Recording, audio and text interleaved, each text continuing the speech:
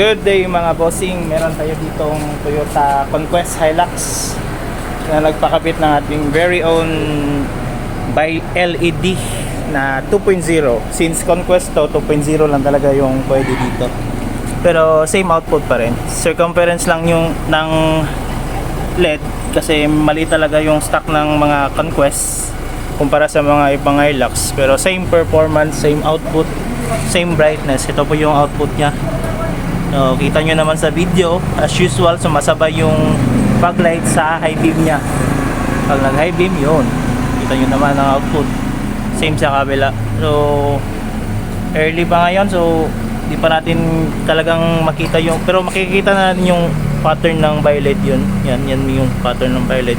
Compared sa headlight, nakita nyo yung difference ng output nya. Malakas talaga yung violet. Oh.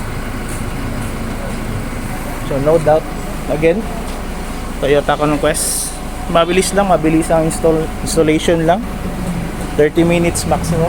Ito yung sa kabila. Kapag mga Toyota, mabilis lang talaga, plug and play lang talaga to. So, yan mga bossing, ito po siya, Andres Autos by LED 2.0. For more information and inquiries mga bossing, visit na lang dito yung shop, Andres Autos Accessories, in front of Shell, Bahada Dao, Price Gas. Ito po yung shop, Andres Autos. Ito yung unit.